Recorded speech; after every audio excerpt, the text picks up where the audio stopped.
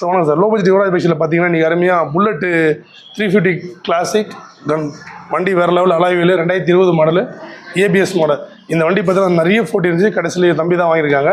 தம்பிக்கு lucky menu சொல்லலாம். நிறைய பேர் பார்த்துட்டு வந்து ஆனால் பரவாயில்லடா நிறைய இடத்துல பார்த்தோம் எங்கேயுமே இந்த அளவுக்கு இல்லை அப்படின்னு சொல்லிட்டு அவங்க வாயில் சொல்லும் போது ஸோ நம்ம நல்ல ரொம்ப மனதாக இருக்குது. அவங்களுக்கு நம்பி வணக்கம். வணக்கம்.